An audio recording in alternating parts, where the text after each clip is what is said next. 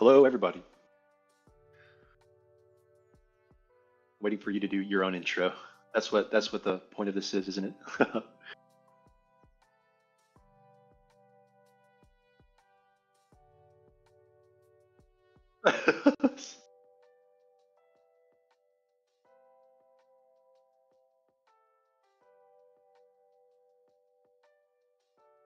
I am too. I am too. What are we reading today, Luke? Yeah, no, I'm really excited actually.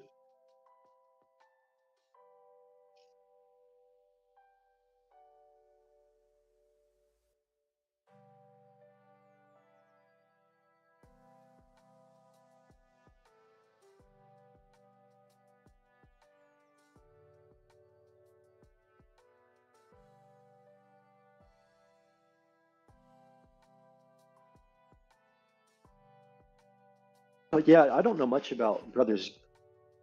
Yeah, yeah, absolutely. I mean, Brothers Grimm. I've always heard about them and like, oh, you get the meme of, hey, they're the ones who helped Walt Disney become Walt Disney. But other than that, all I've known them as is medieval fairy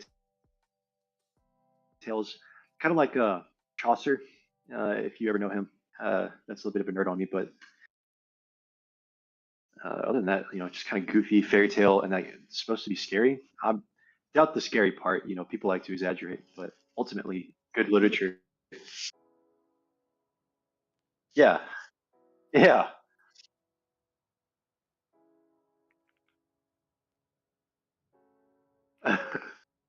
Well, I'm reminded of German fairy tales where it's like, walk out in the forest, and the skin flayer will flay your skin and wear it, and you won't come home, but he will. That's just like, yeah, yeah. Hey, how do you teach your child not to misbehave? Yeah, just make them fear for their death.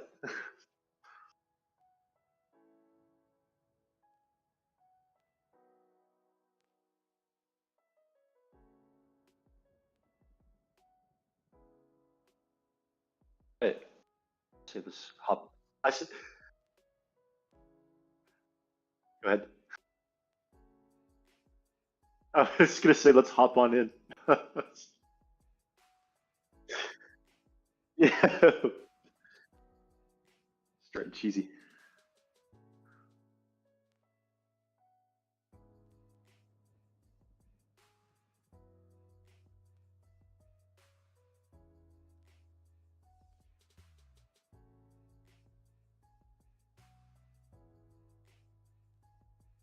Yeah, yeah. You just wanna you read one slide and I'll read the other.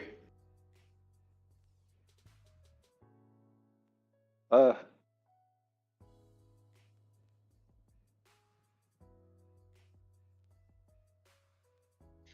yeah, that'd be great. Yeah, no, no problem.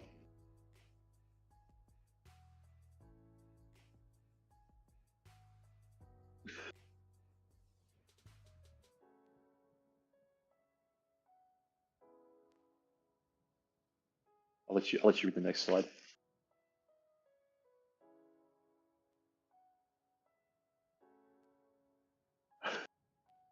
Okay, sweet.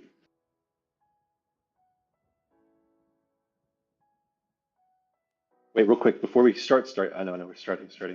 But how do we find this stream real quick? We cut this out later, I suppose, but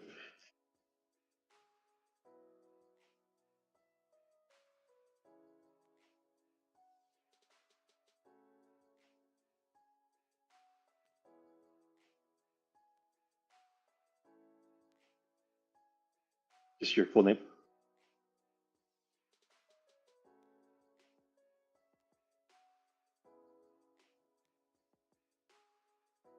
Sweet.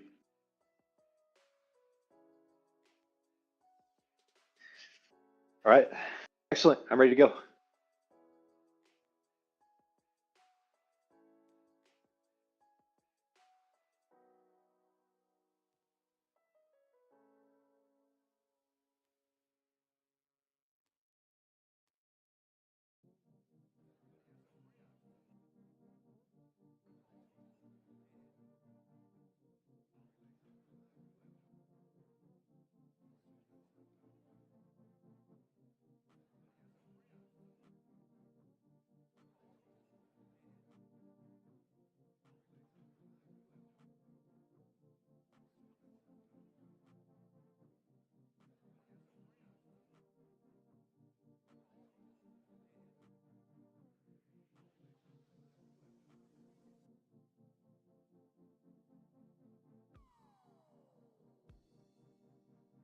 Just, it's just. Can we just start?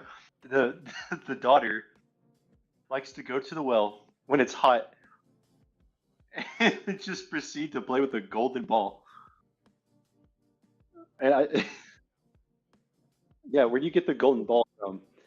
Also, daughters are handsome. That's a good one. I like that one. I don't normally think of my daughters as handsome, but I appreciate that. Yeah. Can I also just say the Old English is already, it's not even that old of English, but it's already throwing me off a little bit.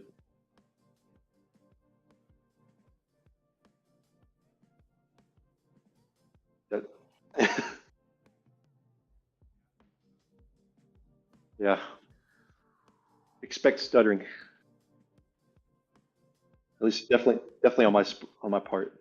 I wholeheartedly expect that.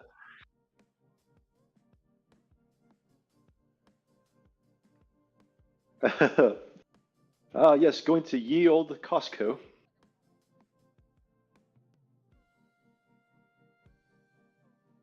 Ready. Now it happened one day that the golden ball, instead of falling back into the maiden's little hand, which had sent it aloft, dropped to the ground near the edge of the well and rolled in. The king's daughter followed it with her eyes as it sank, but the well was deep, so deep that the bottom could not be seen. Then she began to weep, and she wept and wept, as if she could never be comforted.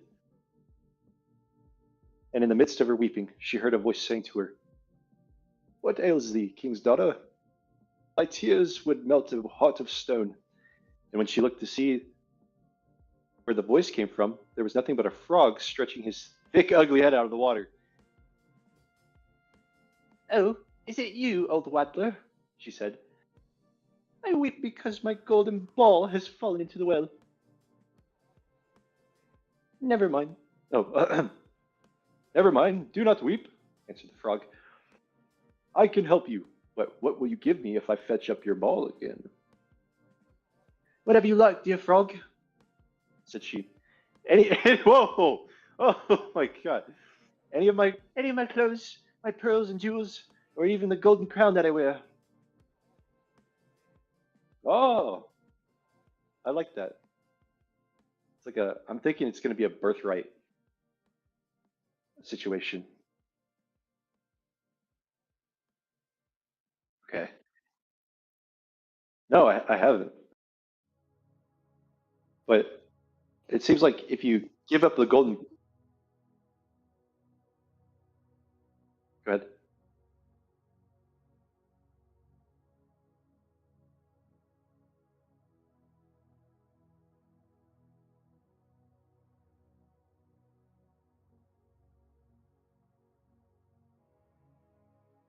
Have I watched that? No, no. Oh well, I. I guess like the. Is this where the story of like to give a kiss a frog and then he turns into a human? Is that what this is? Yeah. No way. Oh, okay. I'm not out of touch as I think I am. All right, all right, all right. Enough predicting. Let's read. "Thy clothes, thy pearls and jewels, and thy golden crown are not for me," answered the frog. "But if thou wouldst love me, and have me for thy companion and playfellow, and let God dang, yeah, this is dated. I will say this is dated. And let me sit by thee at the table, and eat from thy plate, and drink from thy cup, and sleep in thy little bed. If thou wouldst promise all this, then would I dive below the water and fetch thee thy golden ball again." "Oh, yes," she answered. "I promise it all, whatever you want, if you will only get me my ball again." But she thought to herself, "What nonsense has he, what nonsense he talks, as if he could do anything but sit in the water and croak with the other frogs, or could possibly be anyone's companion."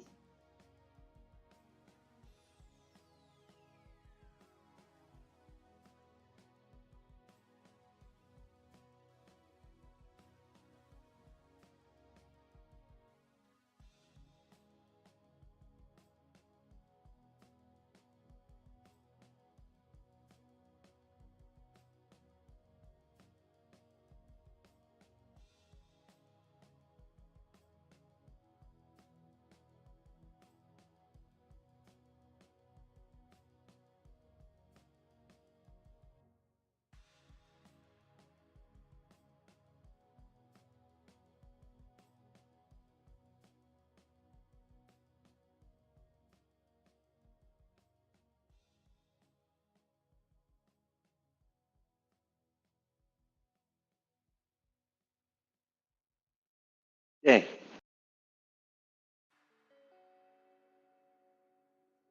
I guess I am. That's fine. The next day, when the king's daughter was sitting at the table with the king and all the court and eating from her golden plate, there came something pitter patter up the marble stairs. Also, you can interrupt me anytime as well. That's fine. I'm fine with that. There came something pitter patter up the marble stairs, and then there came a knocking at the door, and a voice crying, "Youngest king's daughter, let me in!" And she got up and ran to see who it could be. But when she opened the door, there was the frog sitting outside. And she shut the door hastily and went back to her seat, feeling very uneasy. The king noticed how quickly her heart was beating and said, "My child, what are you afraid of? Is there a giant standing at the door ready to carry you away?" "Oh, no," answered she. "No giant, but a horrid frog." "And what does the frog want?" asked the king. "Oh, dear father," answered she, "when I was sitting by the well yesterday and playing with my golden ball, it fell into the water, and while I was crying for the loss of it, the frog came and got it again for me on condition I would let him be my companion. But I never thought that he could leave the water and come after me. But now there he is outside the door, and he wants to come in to me." "What?"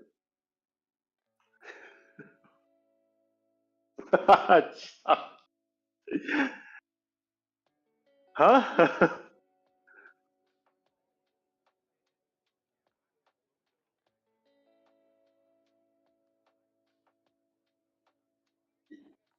Yeah, yeah. I mean, basically, like, hey, I'm gonna be your husband. I'll be the prince, is what I'm hearing.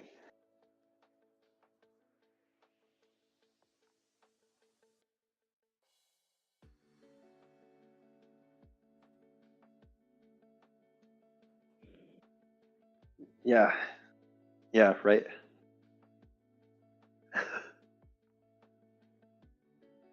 Interesting.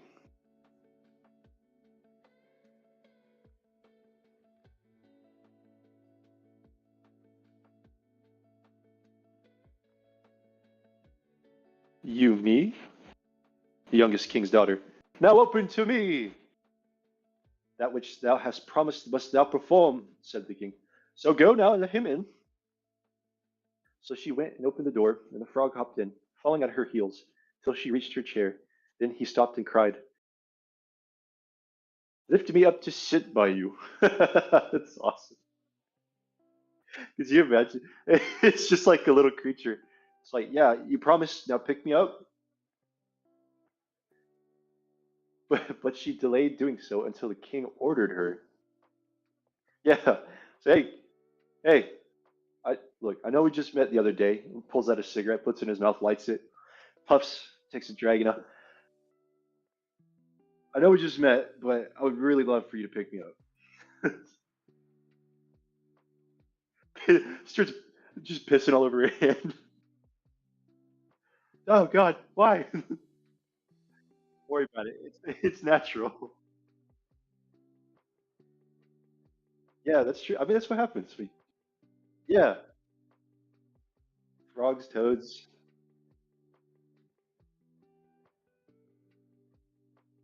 No, not at all. But I mean, in the put yourself in the daughter, the princess. Yeah, makes sense.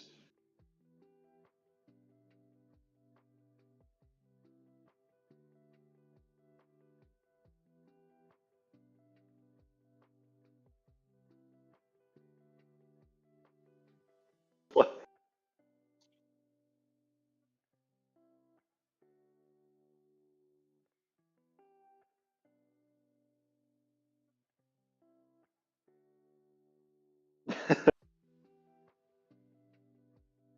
I mean, I understand. I understand spiders. I somewhat understand snakes. Yeah, I'm like, oh,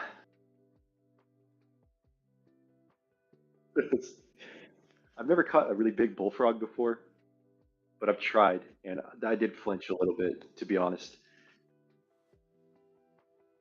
'Cause it's like, oh, that's a really big animal. I didn't expect that.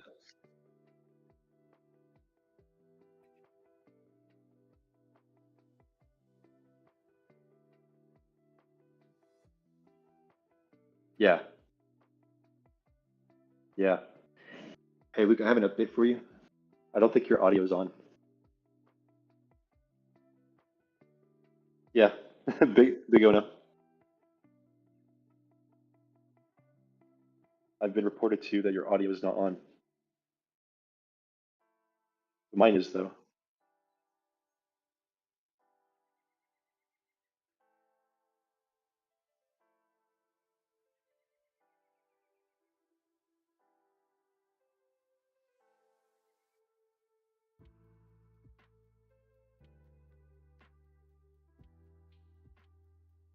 Is that a OBS or is that a Discord thing?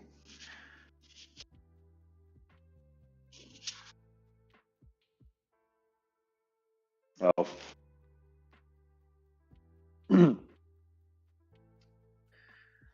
Ladies and gentlemen, who are watching right now, please give us just a few moments. We'll get right back to the story. I think I've been sounding like a crazy person. Yeah, I think I've been sounding like a crazy person talking to myself this whole time.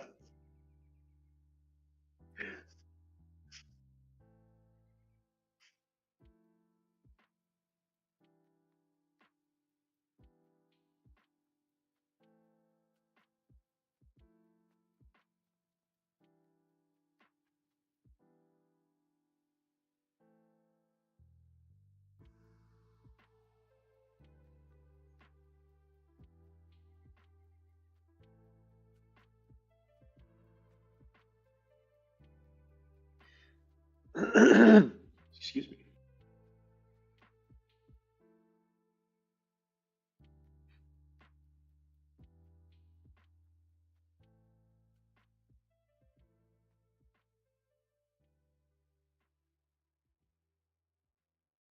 I'm just glad we got that reported because imagine if we had like at the end of it.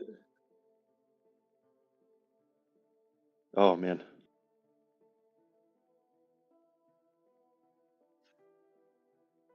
Yeah, that's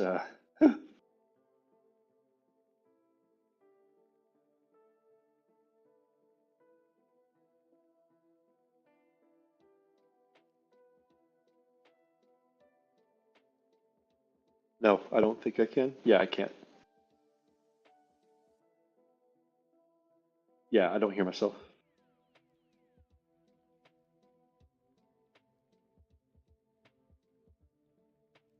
Yeah. Yep, I can hear you. I can hear you. I don't know if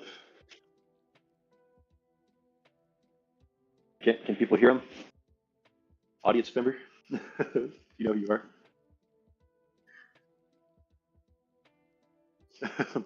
Chat. Everybody.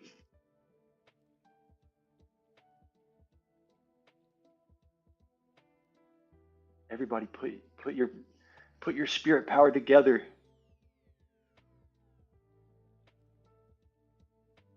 Give it to Luke.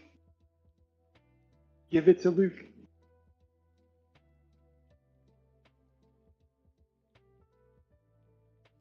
You know what I can do? I can go to YouTube right now and look that up. Hopefully it won't come through on my audio.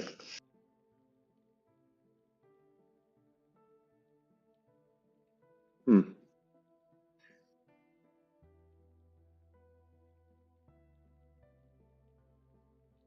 Did you know you have two channels?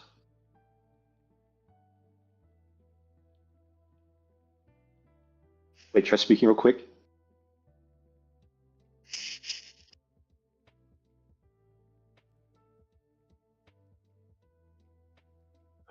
Okay, hold on, stop.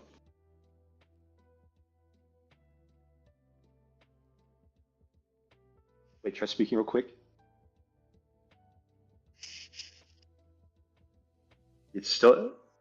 It's still not on for you. Wait, hold on, stop.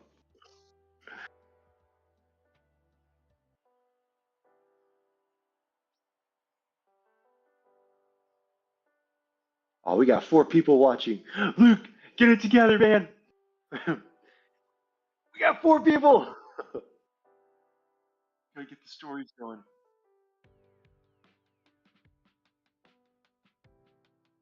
Uh, yeah, these stories are really good. I'm gonna have to start repeating everything that you say. Hey, maybe we can lip sync. I'll watch you on your own stream, and I'll lip sync all the words as you read.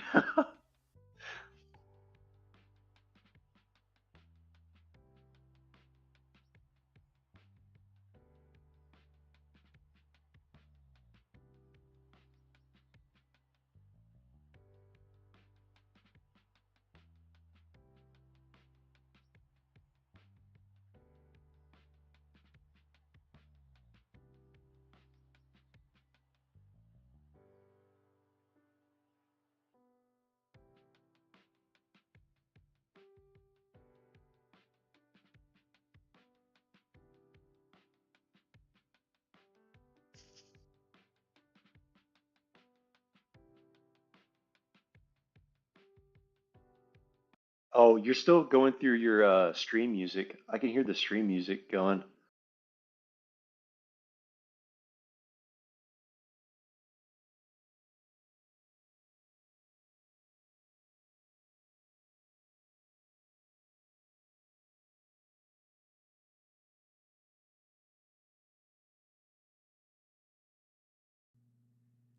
Device. Oh, no, wait. There is an audio capture too. Why is that not coming through? Wait, because that's not the desktop audio. Let me think. Is your input muted?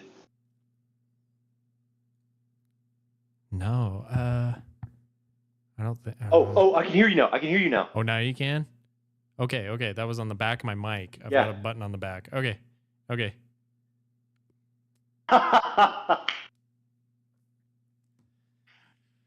We troubleshooted. You know, I don't know. Goodness sakes. Okay, so it was you fixed it before you pressed the mic button. I did? So I don't. You did. Yeah, you did something.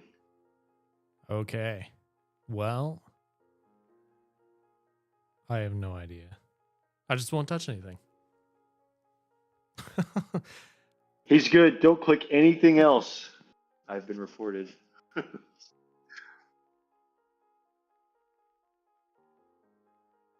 It's kind of late.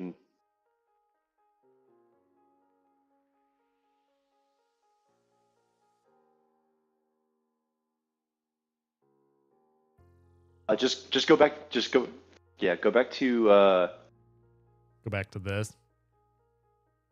Yeah, and just start reading a little bit.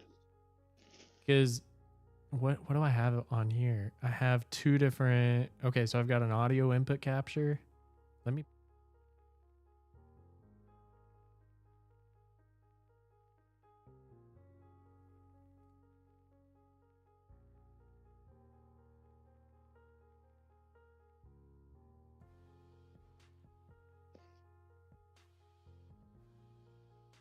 Oh, what did I pick? I can't remember. It's really hard to tell which Luke to listen to. The real one, Collyn. Listen to the real one. Well, I'm listening to the live Luke and the you Luke.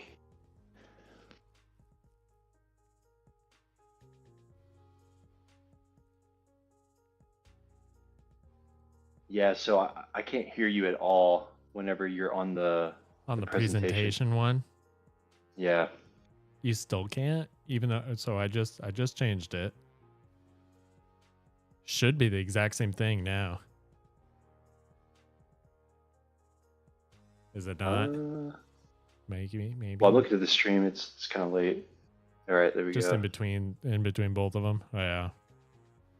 Yeah. Because now we're on presentation, and I'm still coming through weird. Okay, no, I can hear you now. I can hear you now. Because I just had to add another source to both. Okay. Goodness. Okay, let's. Okay, I think we got that. All the audio. Yeah, issues. where are we? Now we'll have no more technical issues for the rest of. Worked them all out. Yeah, we fixed everything. We have fixed everything. We're great. Okay, so before we were interrupted, where were we? We were talking about how frogs pissing on our hands when we were kids. Don't you just love that? You love that as a kid, catching frogs. I really do. You get a sloppy surprise from the frog. Oh, that's not the way I was thinking of it, but yeah. All over your hands. It's just like, oh, great. Put this back down now. All right, I think you have the next slide. Okay. When once the frog was on the chair, he wanted to get on the table. Well, of course. You know, you give an inch and dang frogs. He takes a mile. You know? Yeah, you can't see anything down there, huh? And there he sat and said, "Now push your golden plate a little nearer so that we may eat together." So she did. But everybody might see how unwilling she was, and the frog feasted heartily. But every morsel seemed to stick to her throat. "I have had enough now," said the frog at last. "And as I am tired, you must carry me to your room and make ready your silken bed, and we will lie down and go to sleep." Then the king's daughter began to weep and was afraid of the cold frog, that nothing would satisfy him, but he must sleep in her pretty clean bed. Now the king grew angry with her, saying, "That which thou hast promised in thy time of necessity must thou now perform." So she picked up the frog with her finger and thumb and carried him upstairs. The rib cage. No, it's just like a little bit of his skin, and just like as far away from her as possible, and just like, okay, here we go. Yeah. Yeah. Oh. Yeah. and carried him upstairs and put him in a corner. And when she had lain down to sleep, he came creeping up, saying, "I am tired and want sleep as much as you. Take me up, or I will tell your father." Then she felt beside herself with rage, and picking him up, she threw him with all her strength against the wall, crying, "Now you'll be quiet, you horrid frog." Wow. That's dang. Okay. Well, first, I just want to say, if I was a little girl and I was a misbehaving little girl and I heard this story, I would be like, wow, yeah, this is pretty scary. And like your own dad, who's the king, is just like, yeah, you got to do this. That would suck. Got him. Yep. I would be scared. Like, no, Papa, why? Golly, I know. This frog is, I mean, yeah. Okay, all right. This is really obscure, but this reminds me of R.L. Stein, the whole king thing. Oh, yeah. It reminds me of Goosebumps and how R.L. Stein would write parents. You know, the parents never listen to the children. Right. It's almost like they're appealing to something else. They're just on a different wavelength. And yeah, it's not, they just never want to hear it from the kids. Yeah, like somebody will get shot. Exactly. Yeah. No, go ahead. Go ahead. Horrible, traumatizing event. It's like a giant blob monster. You know, I think there's like an episode of The Blob or whatever, but Literally, it's eating the whole Yes. town, and I'm pretty sure it's never happened in the episode, but I'm pretty sure the parent would be like, the kid would be like, "Mom, Dad, there's a giant blob eating everything," and they're like, "Ah, don't be ridiculous." And the blob just comes up and starts eating them from the bottom up, you know. Oh And they're yeah. like, "Son, you're speaking of nonsense."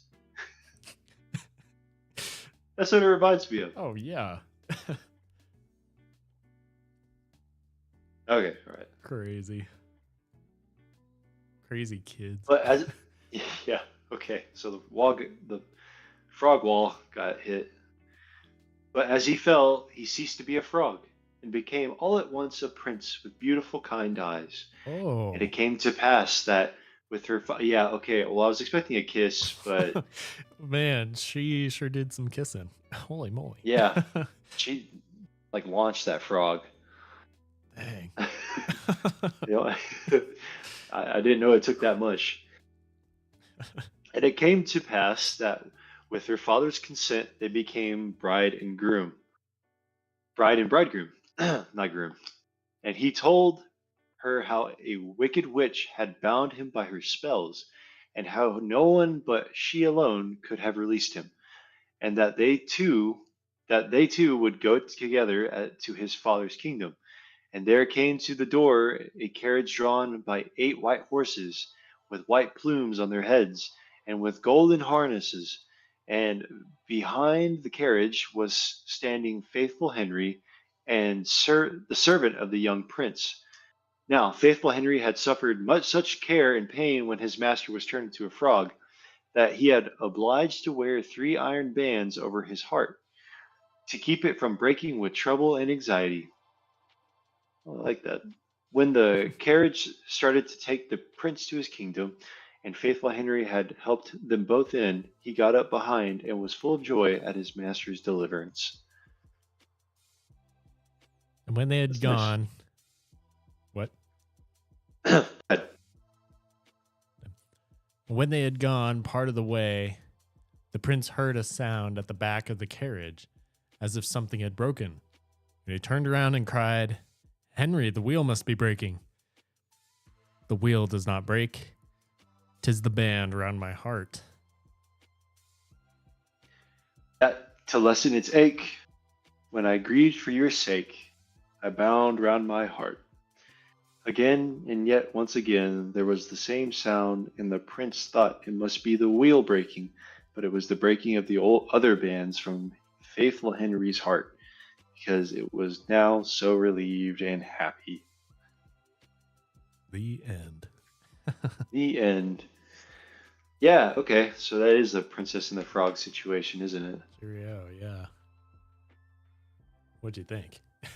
Yeah, I thought that was good. I liked that story. I can see how I would tell my daughter that, like, hey, if you misbehave, and I think the virtue of the story would be, just because there are appearances doesn't mean you should immediately get away with whatever you want or Oh use yeah. people. Especially But even more if you're going to importantly, if you're going to use somebody like how she did, especially yeah, somebody who has some ability that that makes them able to do things that are maybe outside of oneself too. Like, yeah, absolutely. yeah, that and also just being virtuous and upholding your vows. Like, hey, you agreed to this. You should do that. And I think the king is right. Like, hey, you just have to look. This is what you told the man or the frog. Right. You should do this. I think that's worthwhile. And in the end, it's like, hey, you got something good out of this. So if you make these vows, keep them, and if you keep them, something good happens. I think that's kind of the virtue of it, or Hmm. the story. Definitely, yeah. Well, of course, there's also a lot of interesting symbolism too, kind of going with the idea of the frog, and especially how he pops up in the plagues, like in the Bible when the the Pharaoh is it's talking to Moses, and Yeah. Right. there's the plague of frogs that come and terrorize all of Egypt. Oh yeah. Yeah, absolutely. But I mean, but this frog is nice. He's a good frog. Right, I don't think right. this frog's a. Oh, well, it would make sense why he would be turned into a frog because he's seen as a plague. Why the witch would do that? Oh yeah, because she changed him at some point. When was that? Because he like explains it to her, or he explains Yeah. like his curse, right?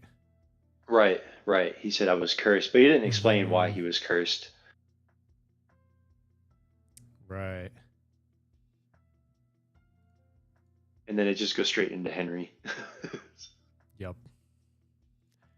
Yeah, I feel like the ending with Trusty Henry is always kind of left off on the story,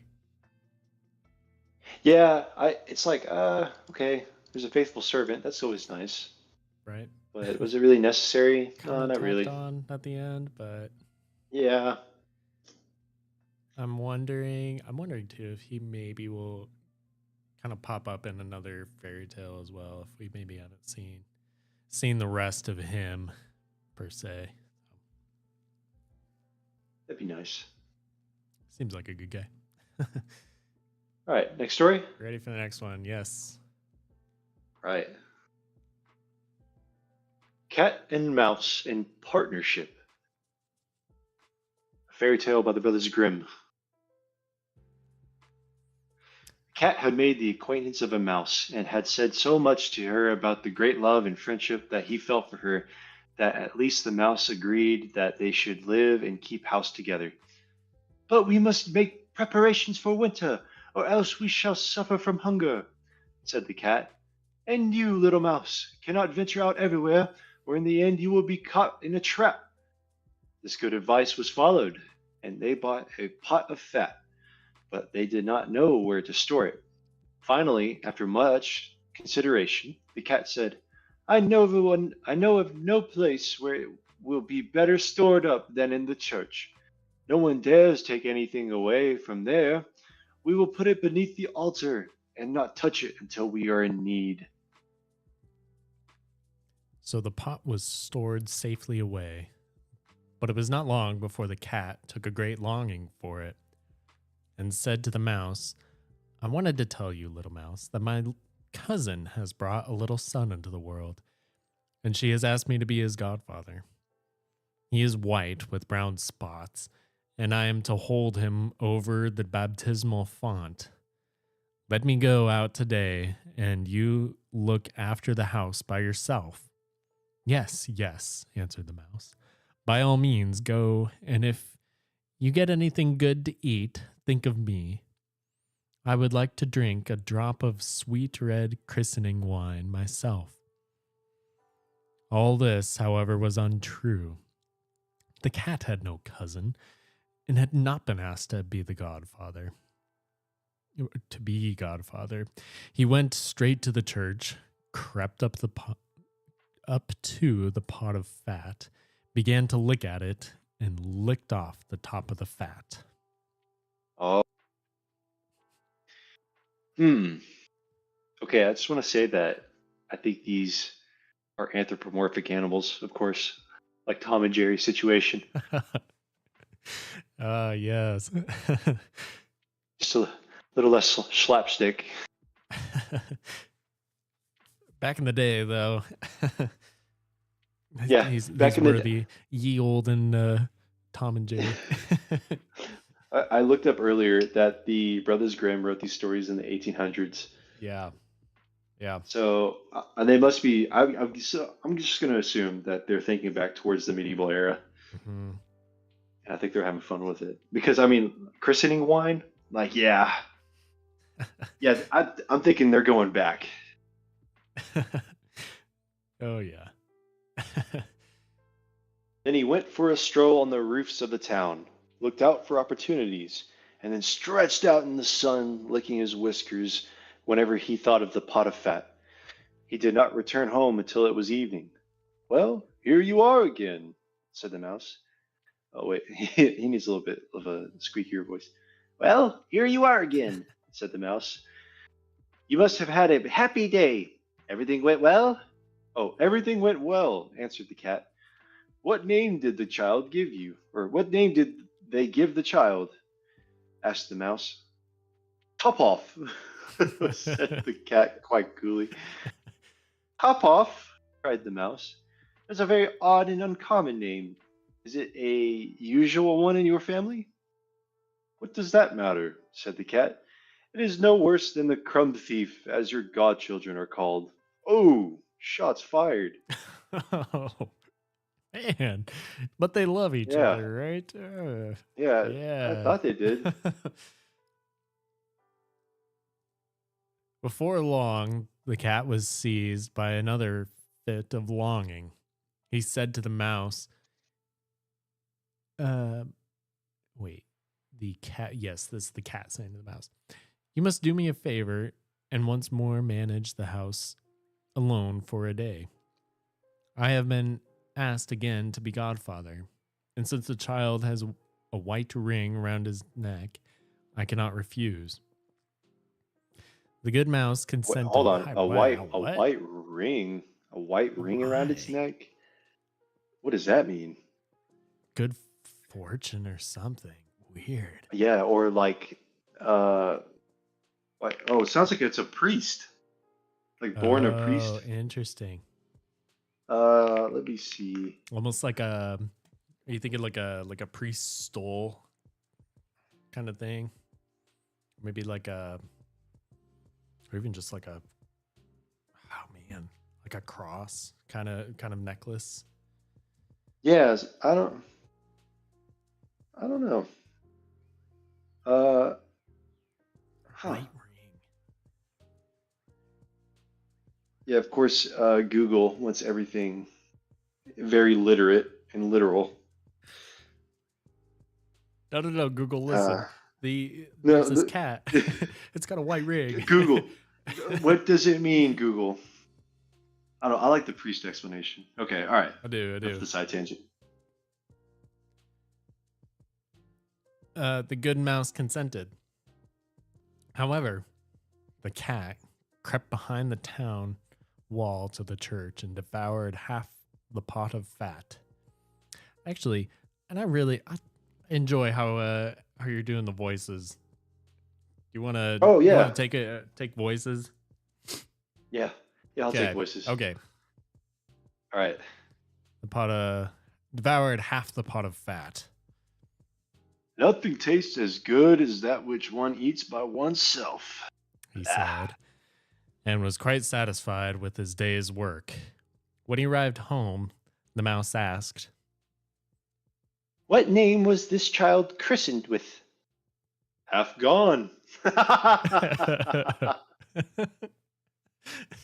sorry. This cat's funny. I freaking love this cat's funny. He's like, yeah, top off, half gone, nothing left. That's my next guess. I'm gambling. Nothing left. No G, just the apostrophe. I'll be honest. I've read this one. You're gonna love this cat. Answered the cat. Half gone? What are you saying? I have never heard the name in all my life. I'll wager it is not in the almanac. The cat's mouth soon again began to water for the delicious goods. All good things come in threes, He said to the mouse. I have been asked to be godfather again. The child is totally black.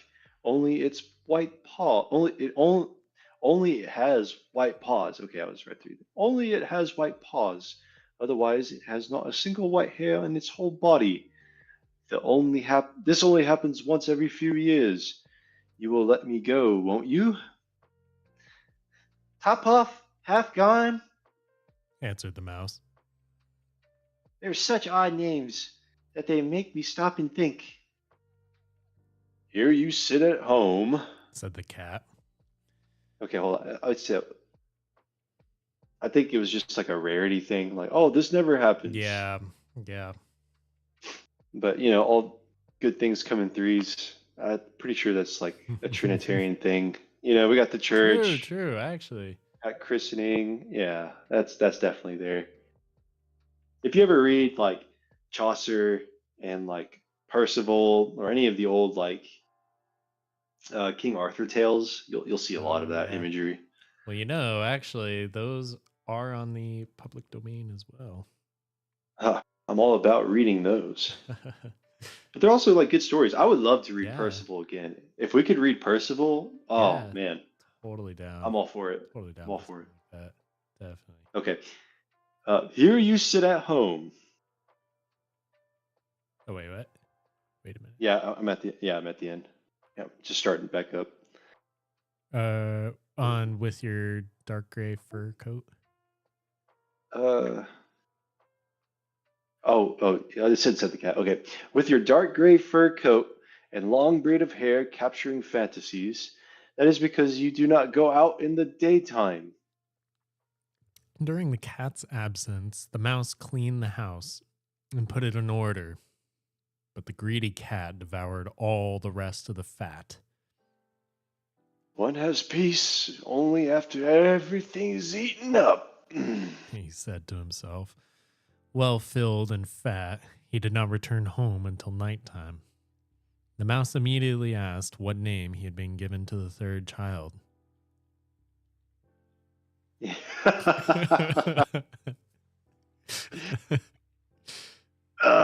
ain't gonna like this one.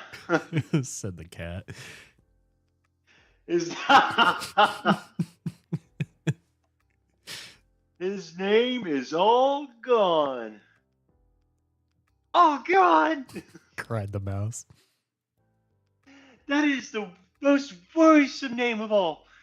I have never seen it in print. All gone? What can that mean? Then she shook her head, curled herself up, and lay down to sleep. From this time forth, no one invited the cat to be godfather. But when I'm impressed. Weird. I'm impressed. But when the winter had come and there was no longer anything to be found outside, the mouse thought of their stored food and said, "Come," and said, "Oh, that's me. That's me. That's me. Come, cat. We will go to put our pot of fat which we have stored up for ourselves. It would taste good now." "Yes," answered the cat. "You will enjoy it as much as you would enjoy sticking that dainty tongue of yours out of the window."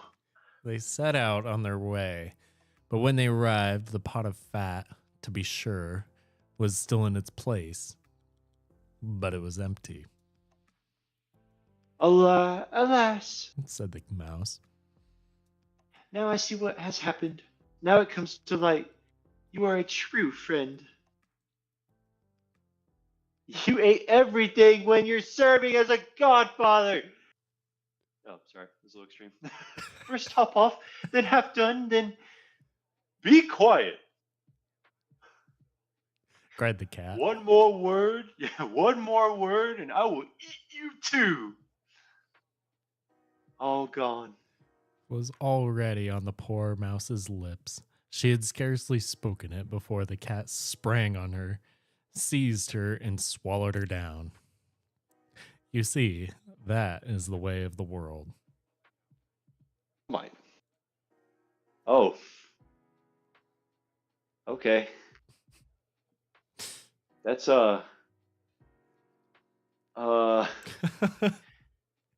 hang on a second. I'm trying to make so it was winter time whenever they went to go see. Yeah. Yeah, but then winter had come. There was no longer anything to be found outside. The mouse thought of their stored food and said, "Come, cat, will you go to the pot of fat?" Also, the rhyming is really nice. I like all the rhymes. Yeah. Come, cat, we will go to our pot of fat, which we have stored up for ourselves. It will taste good now. Dang, it's just wow. Crazy. Yeah, it's like the greedy get what they want, and in the end, those who are like poor don't get any of it. Right. Like the greedy just win in the end sometimes. Dang cat. Well, it's like, Dang cat. yeah. I mean, surprising at first in the beginning of the story. I feel like just right out from the start, like, what are a cat and a mouse doing together? Like, Yeah, like what was that all about? I don't know what that was about. It's just like, especially in the beginning of the story, it was saying like that they're the truest of friends and they have a great love. Yeah, right. A cat and a mouse. Uh huh. Yeah, that's what I'm Sure. thinking. And I think that's just kind of like, I think that's the big slap in the face. Like, Yeah. there's the virtue part of it, like, you can be viceful and still get away with it, which that's not the lesson at all to the person. But like, you feel for the mouse. You're like, oh, I want the mouse to win. Why the poor little mouse? I know, because he's catching on too during it. Yeah, yeah. uh, Like, oh, the poor girl. And then the cat's like, yeah, I'm just gonna eat you. And you're like, oh, well, that's how cats and mice work. oh, duh. That's what it is. It's like, hey, if it looks suspicious, don't trust it. Like, you don't be a mouse and you live with a cat. That's just not a good idea. Yeah, maybe not. Like, oh, your natural predator? Yeah, don't live with that person. I'll eat all your fat.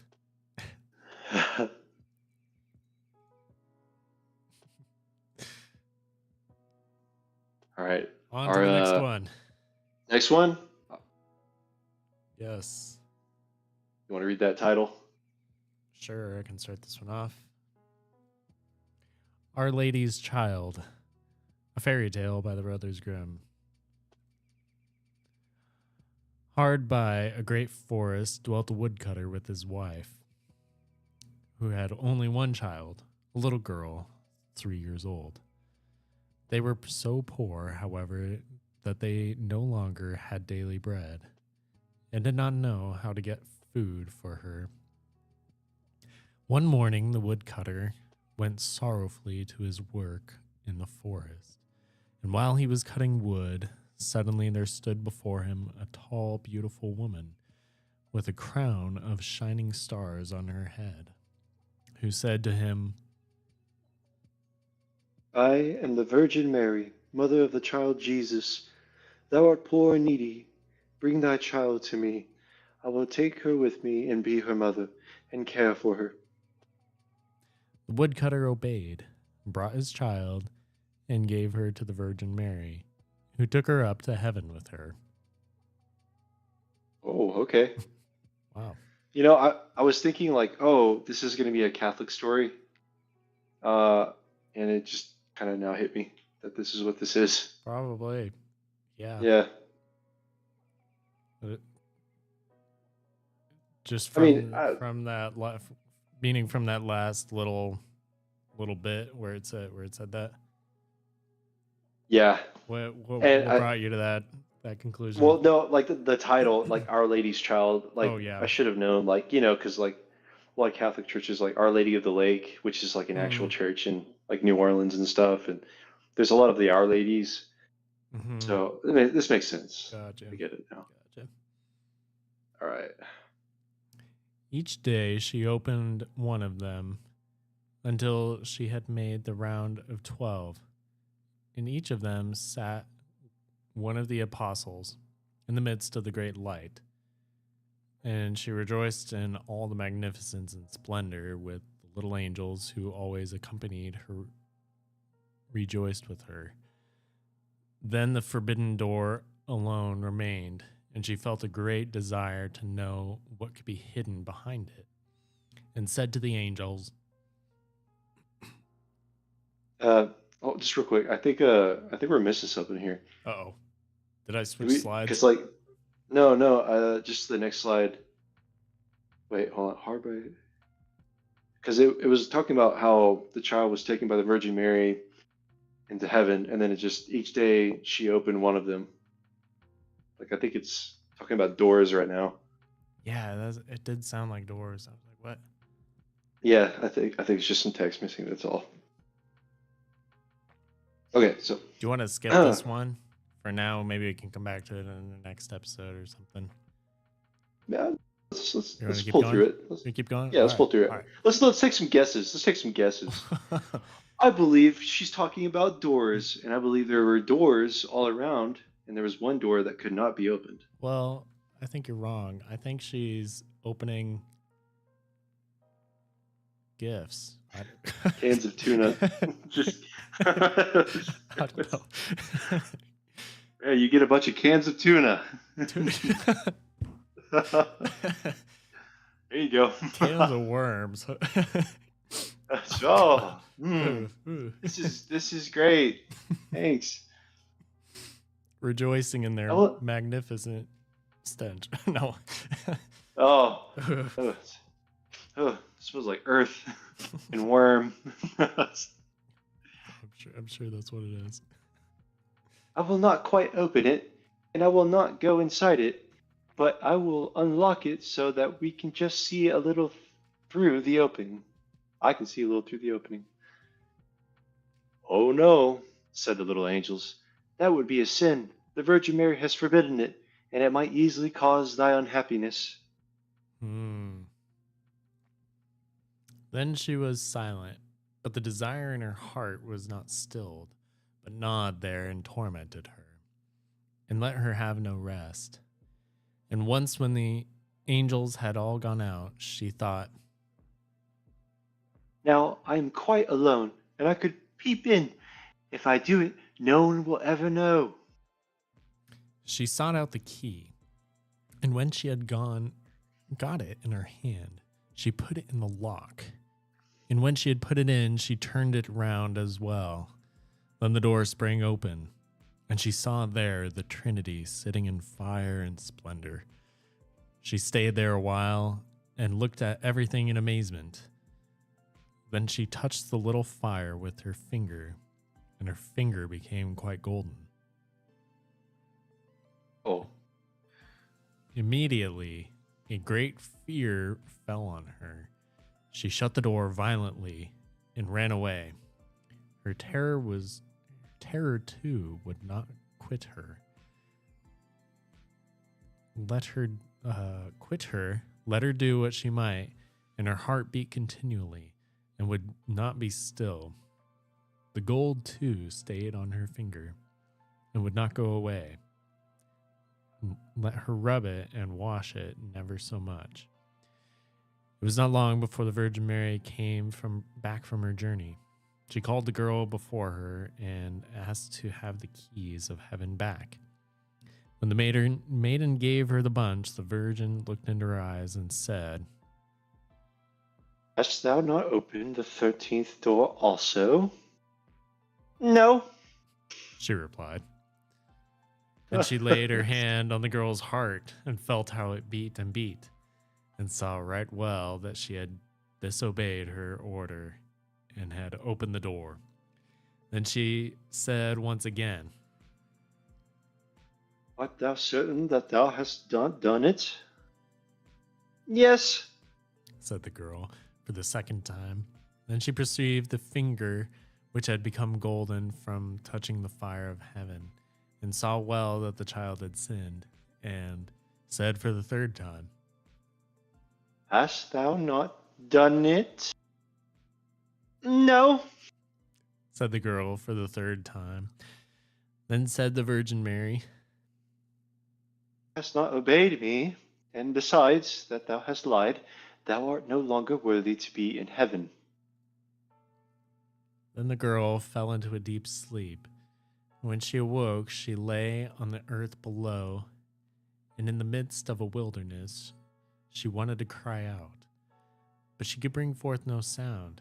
She sprang up and wanted to run away. But whithersoever she turned herself, she was continually held back by thick hedges of thorns, through which she could not break. In the desert in which she was imprisoned, there stood an old hollow tree, and this had to be her dwelling place. Into this she crept when night came, and here she slept. Here too she found a shelter from storm and rain, but it was a miserable life, and bitterly she wept. Did she weep when she remembered how happy she had been in heaven, and how the angels had played with her. Roots and wild berries were her only food, and for these she sought as far as she could go. In the autumn, she picked up the fallen nuts and leaves and carried them into the hole. The nuts were her food in the winter, and when the snow and ice came, she crept amongst the leaves like a poor little animal, that she might not freeze. Before long, her clothes were all torn, and one bit of them after another fell from her. As soon, however, as the sun shone warm again, she went out and sat in front of the tree, and her long hair covered her on all sides like a mantle. Thus she stayed year after year and felt the pain and the misery of the world. Also, I just want to say, this is a little bit further back, but the Trinity is, God himself is just a ball of fire. Mm-hmm. Right. It's like completely just not personal at all, just a ball of fire. Yeah. and this worldview too. I mean, like, it's interesting that, like, with her finger turning to gold, there's definitely some alchemy kind of things going on, especially with a lot of these stories too. We're gonna find like a lot of alchemical kind of elements with them. It's like, especially gold being the finest. It's like that her finger went straight to, well, we'll see elements of like gold, silver, red, white, black, like all these colors and things are they're gonna start swirling together after a while, and we'll kind of start to unravel how all these things are gonna keep coming together. But yeah, gold being like the right. Well, I mean, even as we saw with the frog prince too, how that was like the most important thing. It was what was most precious to the princess, that she sacrificed her whole being and everything. She bartered a lot to get that back, right? What, her just her livelihood? Is that what you're saying? Exactly. For the frog prince? Yeah. Well, in this, I just the imagery of gold, like, you touch God himself and your finger turns to gold. Right. So for me, it's just like, well, what's the point of the gold? I guess it's like, like the purity aspect and such. Mm-hmm. But I'm not. I don't know. It's a interesting imagery there, and also, this is definitely a like Genesis retelling. Oh, right. Yeah, but just like a modern day retelling of it. Gotcha. Yeah, kind of where the Virgin's asking, like, she's almost taking the role of like God walking in the garden. Yeah, right. Asking like, where are you, Adam and Eve, after they'd taken the fruit? Oh, right, because she touched God, and right. Mm-hmm. Well, had like a little piece of. Go ahead. Yeah, I was just gonna say, like, not you touch God, but like, in the Genesis narrative, it's like, yeah, you ate the apple, or apple, but the fruit, and you weren't supposed to do that, but now here you are doing that. Right. And what else is like the imagery of like the thorns, and living in the woods in the wilderness, when you were in a home. Yeah, that makes sense. Right, right. Okay, all right. I can't remember where we left off Yeah, thus she exactly. sat year after year and felt the pain and the misery of the world. It's one day when the trees were once more Yes, clothed in fresh green.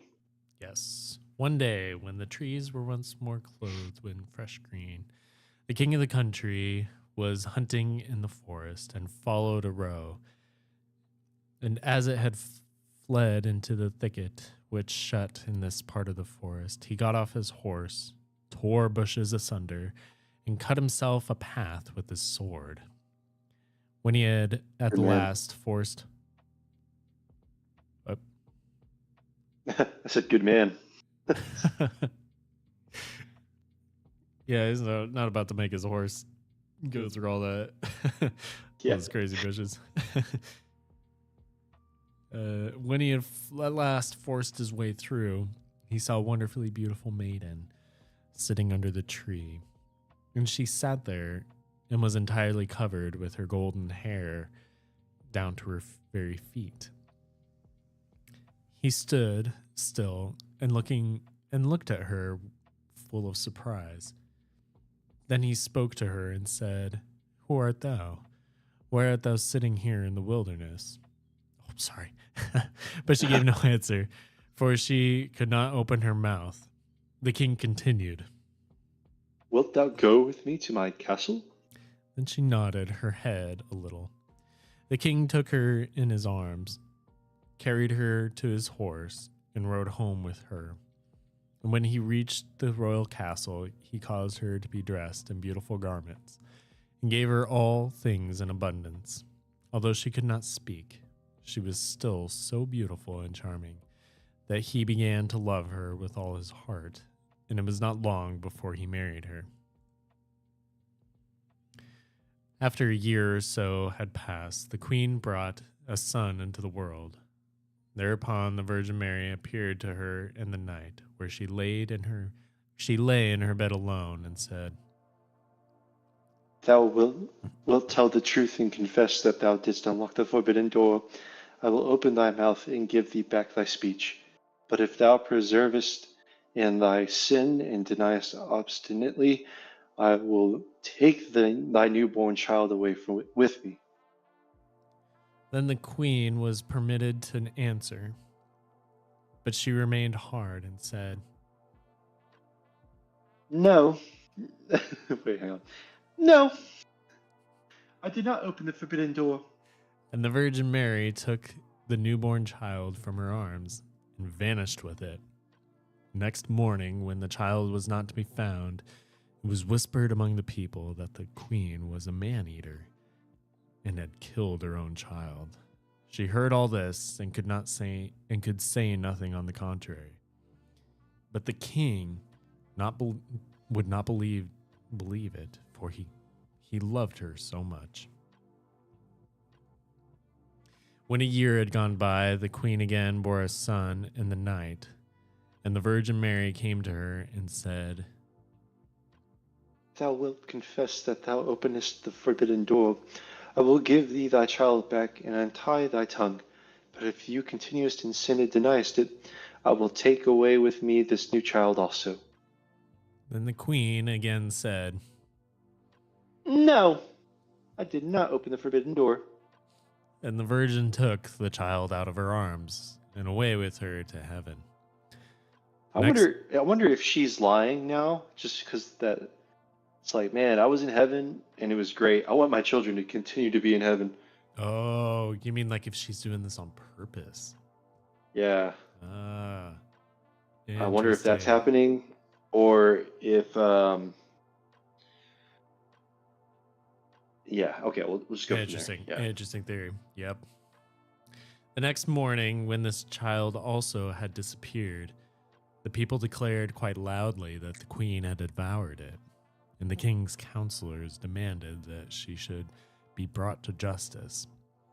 The king, however, loved her so dearly that he would not believe it, and commanded the counselors, under pain of death, not to say any more about it. The following year, the queen gave birth to a beautiful little daughter. And for the third time, the Virgin Mary appeared to her in the night and said, Follow me. She took the queen by the hand and led her to heaven, and showed her there her two eldest children, who smiled at her and were playing with the ball of the world. When the queen rejoiced thereat, the Virgin Mary said, Is thy heart not yet softened? If thou wilt own that thou openest the forbidden door, I will give thee back thy two little sons. But for the third time the queen answered, No, I did not open the forbidden door. and the Virgin let her sink down to the earth once more, and took from her likewise her third child. The next morning, when the loss was reported abroad, all the people cried loudly, The queen! The queen is a man-eater! She must be judged! and the king was no longer able to restrain his counselors. Thereupon a trial was held, as she could not answer and defend herself. She was condemned to be burnt alive. The wood was got together, and when she was fast bound to the stake, the fire began to burn round about her.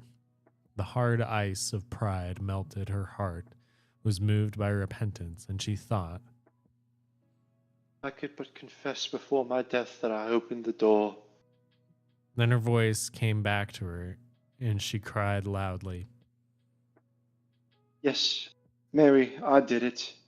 and straightway rain fell from the sky and extinguished the flames of fire.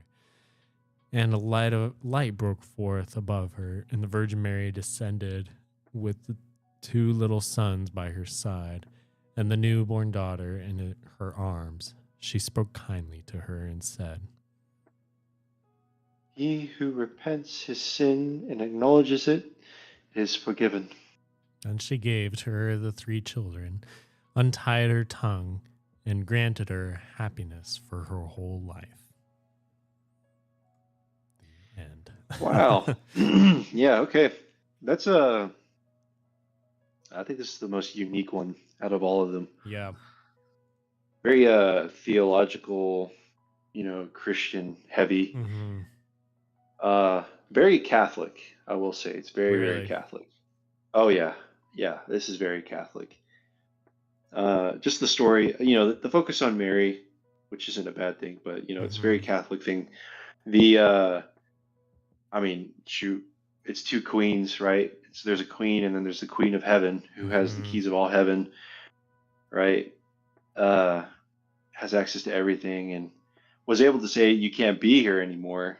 You know, Mm-hmm. that's Mary's role within Catholic dogma, Oh, and that she's kind of like an arbiter between. right, Right. Okay. right. She's the I guess arbiter is a great way to Is put that that. how to say that? That she's determinate between who goes and stays. Yeah, she's Yeah. a mediator. Okay. That's essentially what it is. Mm-hmm. And it's like you got to go through her a lot of times. Um, well, there's that. Also, the I think this is really, I think this is more about if man would just repent. If man would just tell the lie that he told in the garden. Mm-hmm. If simply like if Adam and Eve were to just simply say, yes, we did this. This was our fault. Help us. It would have easily been a salvific thing, because right, That because would have that's been what all fine. she was. Right. Yeah, she was saved at the end and got her children. I think that's essentially what was going on here. It's like, hey, it's a retelling of Genesis in a way of like, just confess. Right. What do you think? I think there was some interesting things going, especially at the end when she, I almost burst out laughing when she said, "Yes, I did it," because to all the people, um, who heard that, they're probably thinking, "Oh yeah, nope, she did eat her children." Yeah, yeah, because like where else are your children gonna go? Like, oh, either you ate your children, you buried your children somewhere, it's just They were can't be doing looking for that. that. Yeah. Right. They were looking for her to say, "Yep, I ate my children." Yeah, because that's the only way they could explain it. Which, well, how barbaric of a thing to do to like to eat your well, okay. There's something there with that too, with Yeah. eating one's children. Yeah, okay. With oh gosh, what's the can't remember if it's a Greek or Roman god that it's a Oh, Kronos. yes, yes, that Yeah. eats its children. Right. Well, that's from what I remember, that Greek mythology, the fathers always eat the children because it's always destined that the children will outdo the parents. Right. Exactly. But, even when they did that in the end, you're still defeated. Mm-hmm. But this is more redemptive. Also, three times, right? Uh, Right. Three children, three non-confessions, or it took three times before she finally said, "All right, I did it," Mm-hmm. and it's always right before death, kind of showing like, hey, you messed up so much constantly, uh, even that much messing up, you're still, it's still worth, it's still worth it to confess. Still worth it in the end, just to say, yeah, it was me. If you ever did anything wrong, Right. I think that's what the aim of that was. Right. Right. I like that. That was good. It's a good one. Yeah, that's a fun story. I didn't expect that, honestly. I enjoyed it. Yeah, I enjoyed it a lot more than I was expecting, really. Yeah. All right. On to the next one. Want to start this one?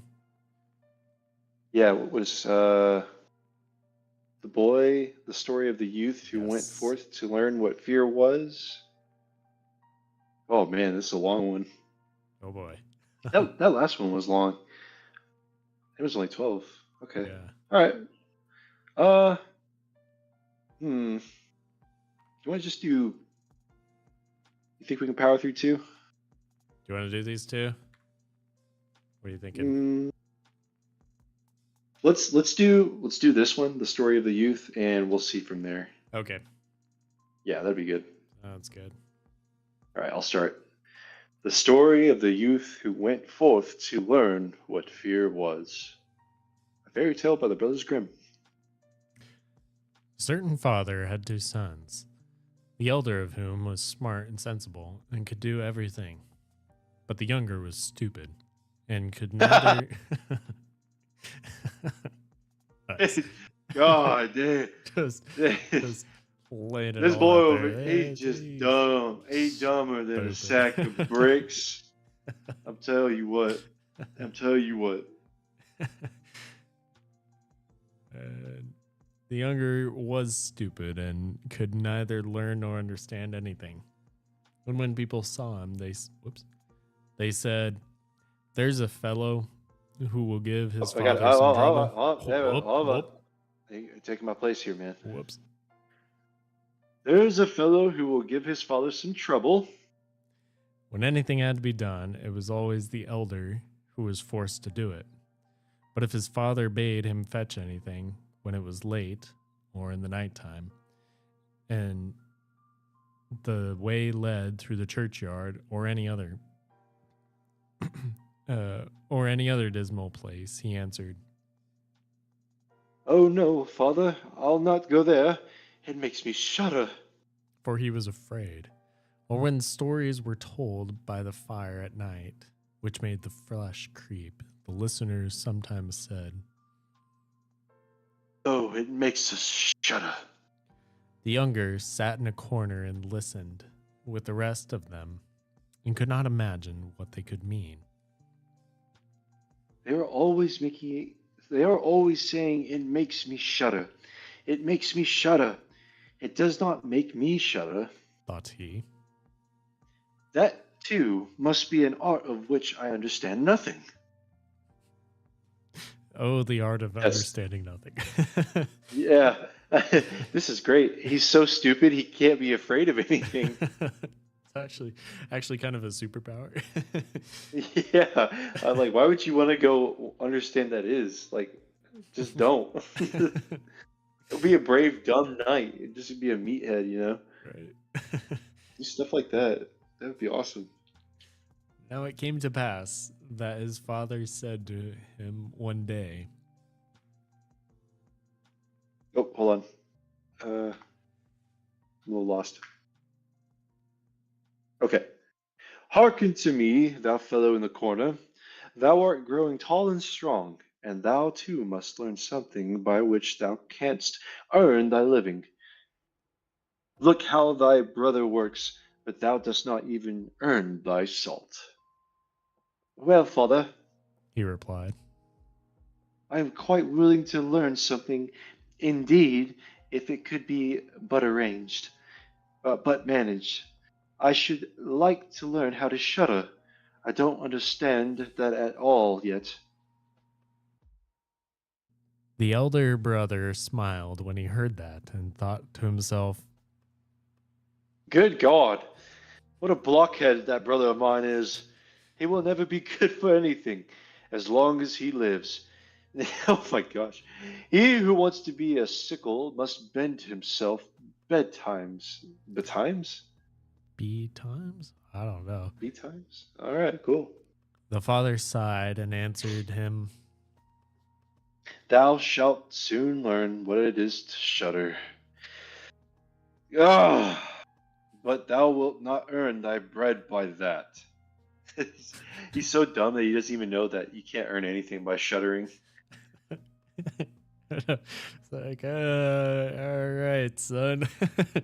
So you're That's that dumb, really huh? what you want to do. You're that dumb, huh? Shuddering it is, though. Here we go. Yeah, right. Soon after, the sexton came to the house on a visit. What? A sexton? I think that's like a mathematician. Okay. Okay. Yeah, let me. Sexton. Quick Google search here. A church sexton, a church official responsible for upkeep of the building and grounds, sometimes combined with the verger duties. It was Okay. verger, Okay. a layperson who assists clergy. Nice. Yep.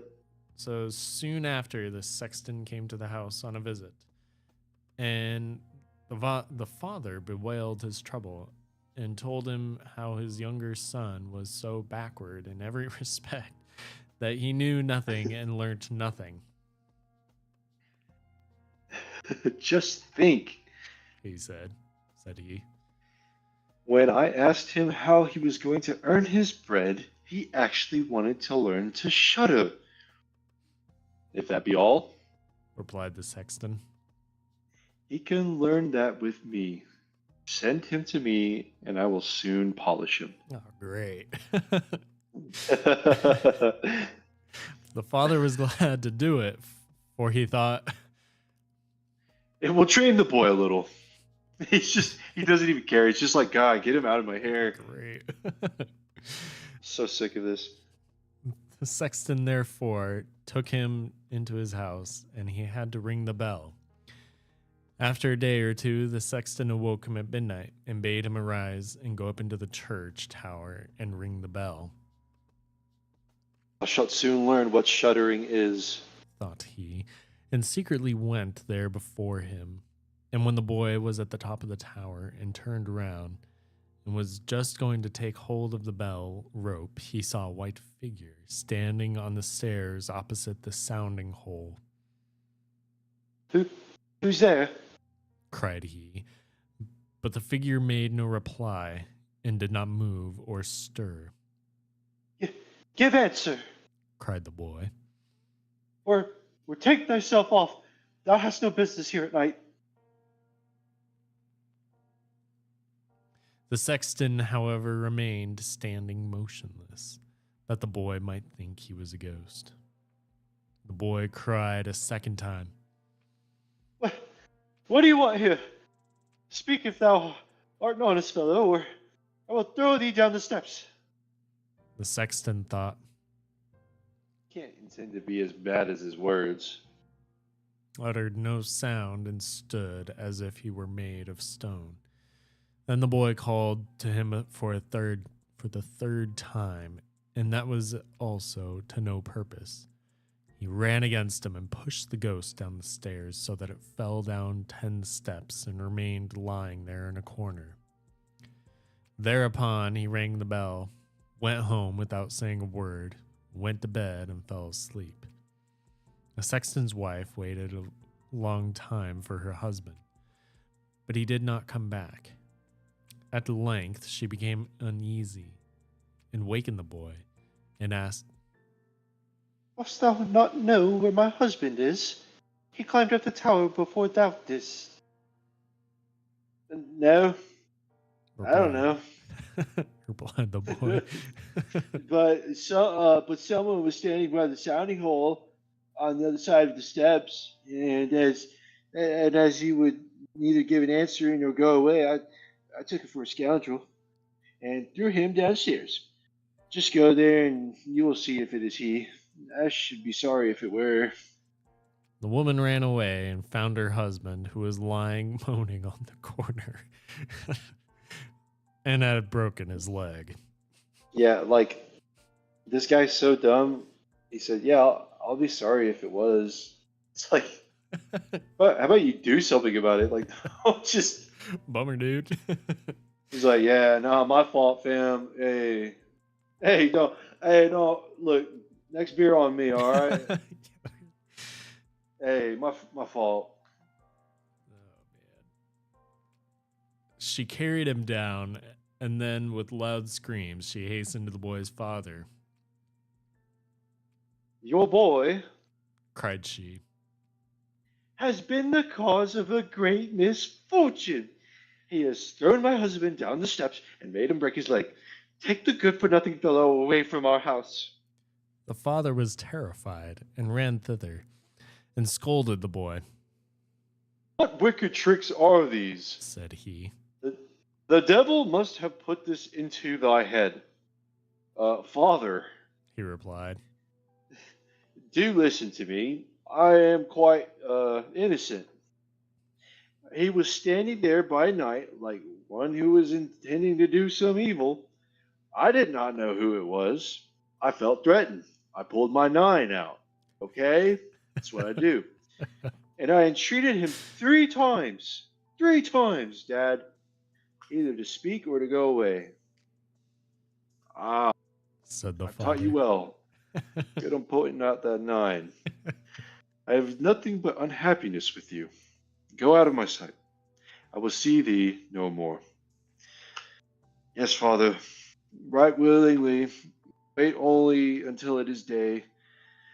Then will I go forth and learn how to shudder, and then I shall, at any rate, understand one art which thou will support me. Learn what thou will. Spake the father. It is all the same to me. Here are 50 thalers for thee. Take these and go into the wide world, and tell no one from whence thou comest, and who is thy father, for I have no reason to be ashamed of thee. Yes, Father, I will be as you will. If you desire nothing more than that, I can easily keep it in mind. When day dawned, therefore, the boy put his 50 thalers into his pocket and went forth on the great highway and continually said to himself, Oh, if I could but shudder, if I could but shudder. Then a man approached who heard this conversation, which the youth was holding with himself. And when they had walked a little farther where they could see the gallows, the man said to him, Look, there's the tree where 7 men have married the rope maker's daughter and are now learning how to fly. Sit down below it and wait until night comes, and you will soon learn how to shudder. Okay, wait. So, dang, that was a really good sentence. Look, there's the tree where 7 men have married the rope maker's daughter. Yeah. That's yeah. wow, wow. That's some real good imagery. Jeez. Like, dang. Yeah. And You know, his daughter just learning being how to fly. Yeah, like Oof. wow, man. Yeah.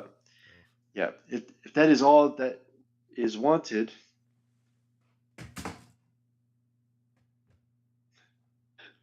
Luke, did you fall? I just heard Whoops. something fall. Okay. I know I gotta like put myself on mute when I'm not talking. That's fine. Okay. Okay. If thou is all that is wanted,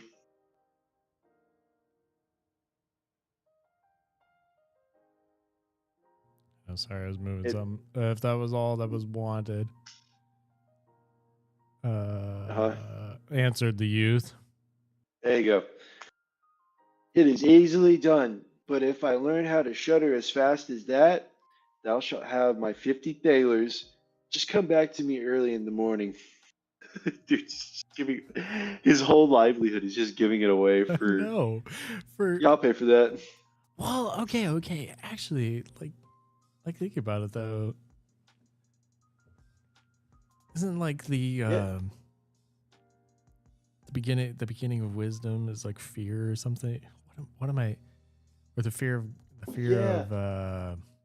there might be something to that. Yeah, I think it's Proverbs. Is that? Yeah. Well, no, that is Proverbs. The fear of the Lord, or wisdom begins with fear of the Lord. The beginning of wisdom, something like that. Yeah. The beginning of the wisdom is fear of the Lord. Mm-hmm. So he's learning how to fear. Right, okay, right. I get it. Yeah, I see. So maybe a little bit of truth. Can we roll our eyes at him still? Yes. Yeah, no, he's dumb. But I think that's the point, right? Like, Yeah. he's supposed to be as stupid as he is. Yeah. Okay, I lost our spot. just come back to me in the early in the morning. It should be, then the youth went to the gallows. Went to the gallows, sat down below it, and waited till evening came. And as he was cold, he lighted himself a fire. But at midnight, the wind blew so sharply that in spite of his fire, he could not get warm. And as the wind knocked, the hanged men against each other, they moved backward and forward. He thought to himself, Thou shiverest below by the fire, but how those up above must freeze and suffer. buddy. They're just so cold. Wow. They're dead. Man, they're just really cold. Oh, goodness. I'm liking this guy. Yeah, he's good. Yeah, I like him too. my kind of guy, you know? And as he felt pity for them, he raised the ladder and climbed up. Oh, jeez. He raised the ladder. There was just a ladder there that whole time. Yeah. Oh, man. And unbound one of them after the other and brought down all 7. Then he stirred a fire. Oh, gosh. Someone just walks by. Yeah, they're just, oh my God. What? Oh, okay. Uh-oh. No, listen, they're my friends. No, they're my friends. Oh. They were cold. They were shaking and everything. I didn't know what else to do. Buddy. and brought down all 7. Then he stirred the fire, blew it, and set them all around it to warm themselves. But they sat there and did not stir, and the fire caught their clothes.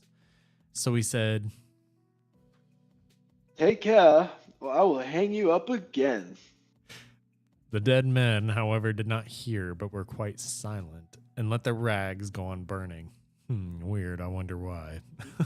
That's really weird. On this... That's really weird. Oh, hold on, that's really weird. Guys, wait, maybe it's not that bad. Sticks his leg in the fire. No, that's bad. Hey, that'll warm me up. No. Bro. No, that happens, though. I mean, you ever like set your hiking or like had your hiking boots on by the fire and like melted them? No, I've never done that actually. It's easy. Yeah, it's to super do easy because you can't, especially like if they're insulated boots. Yeah. Oh, yeah. Well, I've done that. I've never done that, but I've gotten close to it, I'm sure, because I would, you put you sit next to the campfire and it's like a stove or something, and you like put your feet on the stove because they're cold. Exactly, because your feet are cold, and yeah, you're right. That's exactly what you're talking about, right? But I normally I just go like, well, I don't want to melt them, so I'll just move them away.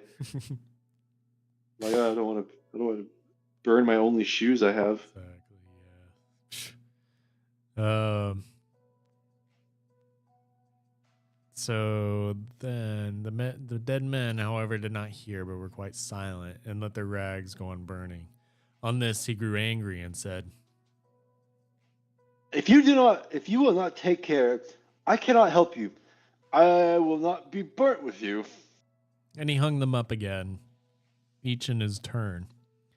Then he sat down by his fire and fell asleep. And the next morning, the man came to him and wanted to have all the 50 thalers, and said, "Oh, dost thou know how to shudder?" No, answered he. How was I to get to know? These fellows up there did not open their mouths and were so stupid,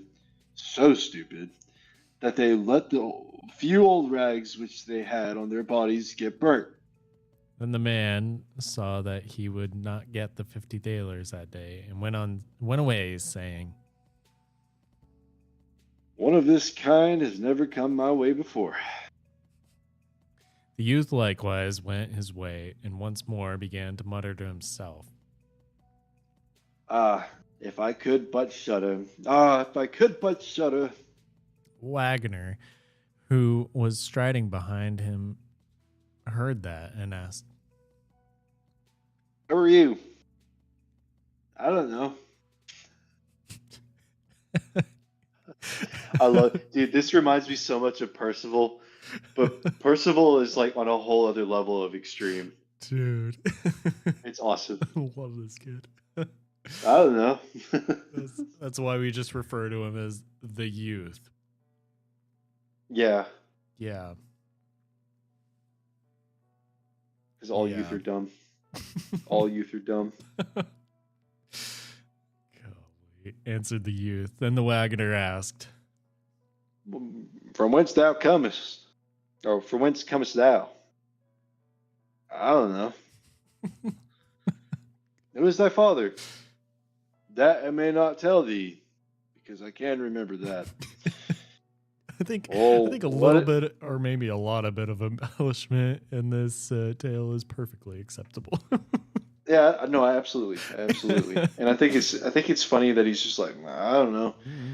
He doesn't even remember where he comes from. He has no idea, but he knows his father at least. So at least he's that respectable. That's good. So yeah, I remember my father. Well, what is it that thou art always muttering between thy teeth? Replied the youth. I do so wish I could shudder, but no one can teach me how to do that. Give up thy foolish chatter, said the wagoner. Come, go with me. I will see about a place for thee. The youth went with the wagoner, and in the evening they arrived at the inn, where they wished to pass the night. Then at the entrance of the room, the youth again said quite loudly, Oh, if I could but shudder. Oh, if I could but shudder. The I love host, who tuning heard that. this, laughed and said, That is your desire. There ought to be a good opportunity for you here. Oh, be silent. said the hostess. So many inquisitive persons have already lost their lives. It would be a pity and a shame if such beautiful eyes as these should never see the daylight again. But the youth said, However difficult it may be, I will learn it, and for this purpose indeed have I journeyed forth. he let the Wait, host have no. wait, is the hostess like, be silent? So many inquisitive persons have already lost their lives. It would be a pity and a shame if such beautiful eyes as these should never see the daylight again. Oh, okay. Oh, So she's saying like, yeah, stop searching. You're gonna die trying to do this. yeah. I see. Maybe kind of hitting on him. Maybe. Yeah. I don't know. Maybe see where this goes. Huh? No, he's too stupid. Yeah, that's true. He blinks one eye at a time at flirtations. Okay. Yeah, that's true. That's true. She'd lay down some vibes, and he'd be like, "Huh?" Yeah. So he let the host have no rest until the latter told him that not far from thence stood a haunted castle, where anyone could very easily learn what shuddering was, if he would but watch in it for 3 nights. The king had promised that he who would venture should have his daughter to wife, and she was the most beautiful maiden the sun shone on. Oh boy, yeah. Yep. Great. Sounds like Setting 'em Percival. right up. Yep. The great treasures likewise lay in the castle, which were guarded by evil spirits. And these treasures would then be freed and would make a poor man rich enough. Already men had gone into the castle, but as yet none had come out again. Then the youth went next morning to the king and said if he were allowed, he would watch 3 nights in the haunted castle. The king looked Is that at 3 him. again? Yep. The king looked at him, and as the youth pleased him, he said, Thou mayest ask for 3 things to take into the castle with thee, but they must be things without life.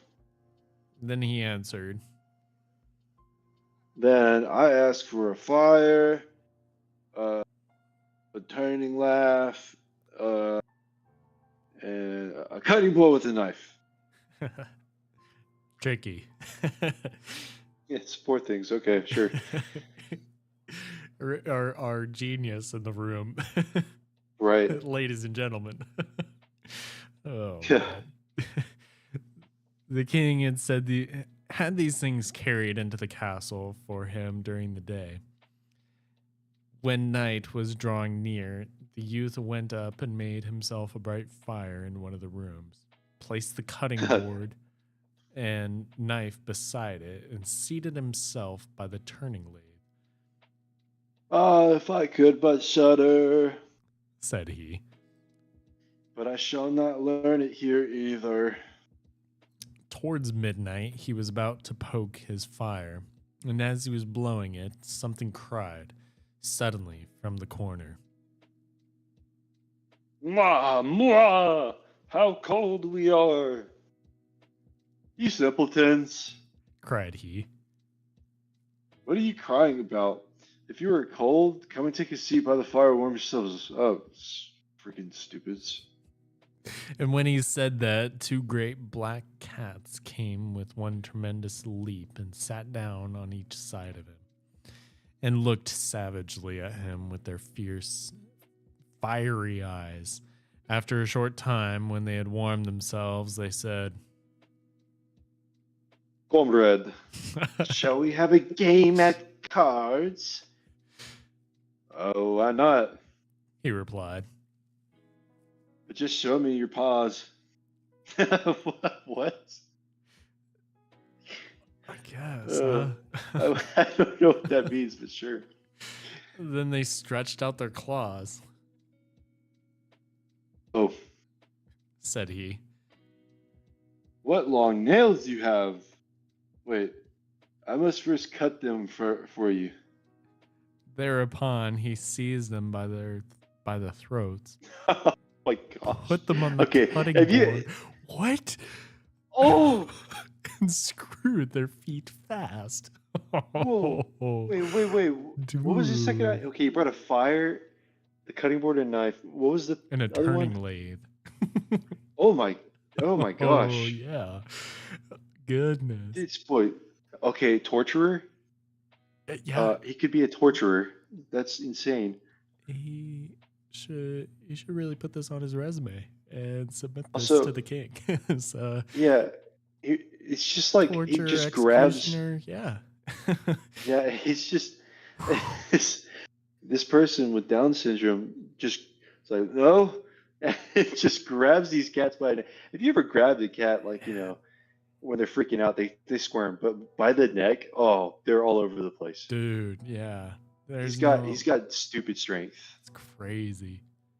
He's got retard strength. That's what he's got. Probably doesn't know his own strength or No. or genius just in the man. Jeez, man. That's crazy.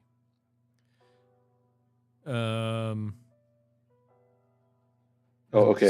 Thereupon he seized them by their throats. Yeah, and screwed their feet fast, I have looked at your fingers, said he.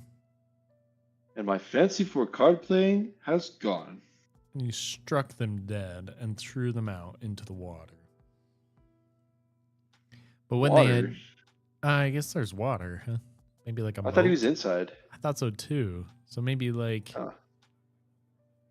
maybe there was a moat by the castle, something like that. Maybe. Well, he's dumb enough to light a fire in the castle, so that's cool. Yeah. But when he had made away with these two and was about to sit down again by his fire, out from every hole and corner came black cats and black dogs with red-hot chains, and more of them came until he could no longer stir. And they yelled horribly and got his fire and pulled it to pieces and tried to put it out. He watched them for a while quietly, but at last, when they were going too far, he seized his cutting knife and cried, Play with you, vermin. and began to cut them down. Nice. Part of them ran away. The others he killed and threw out into the fish pond. Oh, I guess there was a fish pond. When he came back, he fanned the embers of his fire again and warmed himself. And as he thus sat, his eyes would keep open no longer, and he felt a desire to sleep. Then he looked around and saw a great bed in the corner. That is the very thing for me. Let me tell you. Said he. He's just covered in blood. He's just covered in blood and guts. He's like, yeah, that looks really good. What a nice spot to shack up, huh? Yeah, right. And got into it. When he was just... Why is there a frog in here? Wait, there's a frog? No, like, you get it? Why is there a frog in this bed? I bet there is. Right next to that fish pond. No, get it? Because of the frog? Yeah. The frog prince or whatever? He'd be the one that take him and throw him against the wall, man. Yeah, yeah. Except in this case, I don't know if that frog would be getting up. Oh no! If that frog had like however many lives, man. This is slimy. Just tosses it, Oof. chunks it. So when he was just going to shut his eyes, however, the bed began to move of its own accord and went over the whole of the castle, Oh, that's right. said he. But go faster. Then the bed rolled on as if 6 horses were harnessed to it, up and down, over thresholds and steps. But suddenly, hop, hop, it turned over upside down and lay on him like a mountain. But he threw quilts and pillows up into the air and got out and said, Now, anyone who likes may drive. and lay down by his fire and slept till it was day. In the morning the king came, and when he saw him lying there on the ground, he thought the evil spirits had killed him, and he was dead. Then said he, After all, it is a pity. He is a handsome man. the youth heard it, got up and said, It has not come to that yet. Then the king was astonished, but very glad, and asked how he had fared. Very well indeed. Answered he, One night is past, the 2 others will get over likewise. Then he went to the innkeeper, who had opened his eyes very wide, and said, I never expected to see thee alive again. Hast thou learnt how to shudder yet? No. said he. It is all in vain, if someone would but tell me. The second night he again went up into the old castle, sat down by the fire, and once again began his old song. If I could but shudder. When midnight came, an uproar and noise of tumbling about was heard. At first it was low, but it grew louder and louder. Then it was quiet for a while, and at length, with a loud scream, half a man came down the chimney and fell before him. Hello. Cried he. Another half belongs to this. This is too little. Then the uproar began again. There was a roaring and howling, and the other half fell down likewise, Wait. said he. Oh, is this him? Is this the boy talking? Who is talking? I will just blow the fire. This is our youth. I think, Yeah. okay. Wait. I will just blow up the fire a little for thee. When he had done that and looked around again, the 2 pieces were joined together, and a frightful man was sitting in his place, That is no part of our bargain. said the youth. The bench is mine. The man wanted to push him away. The youth, however, would not allow that, but thrust him off with all his strength and seated himself again in his own place. Then still more men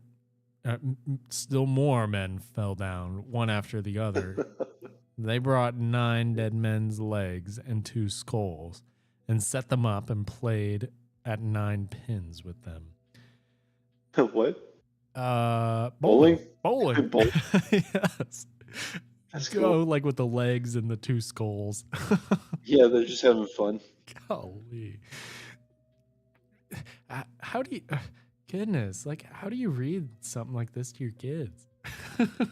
Like, Yeah, it's like, hey, there's a zombie. I don't know. I would enjoy it if I was a they kid. used to read this stuff to their kids. Like, Yeah, I'd be like, man, this dude's stupid. He's so dumb.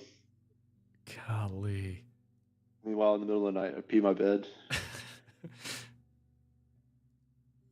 Yeah, dude, done that because you're too scared to get out of bed.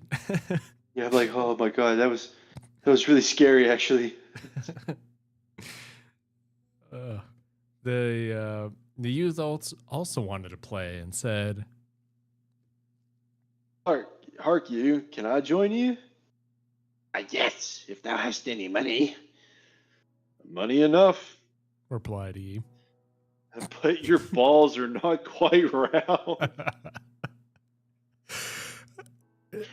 Oh, Dude, goodness. let me see your balls real quick. Let me round them out for you. Ah!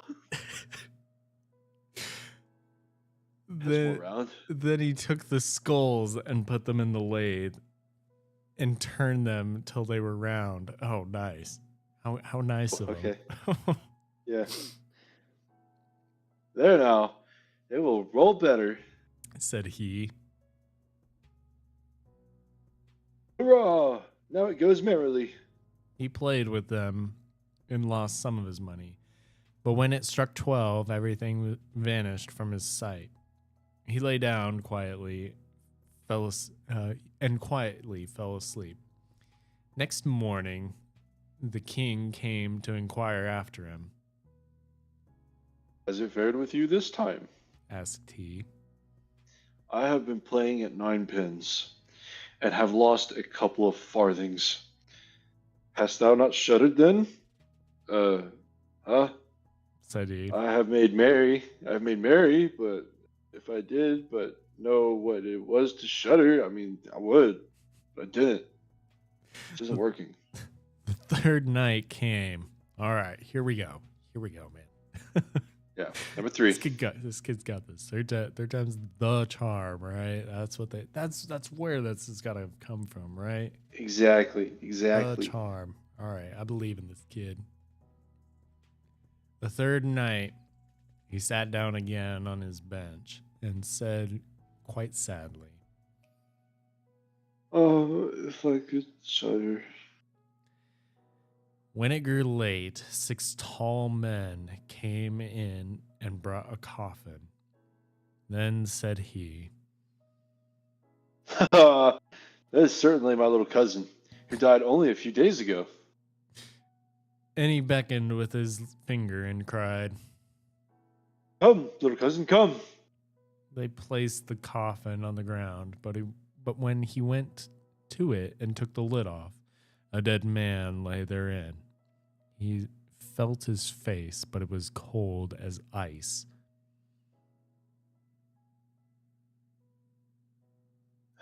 No way.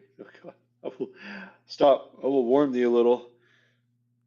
And went to the fire and warmed his hand and laid it on the dead man's face, but he remained cold. Then he took him out and sat down by the fire and laid him on his breast and rubbed his arm that the blood might circulate again. As this also did no good, he thought to himself, 2 people lie in bed together. They warm each other. and carried him to the bed, covered him over, and lay down by him. After a short time, the dead man became warm too, and began to move. Then said the youth, See, little cousin, have I not warmed thee? The dead man, however, got up and cried, Now I will strangle thee. What?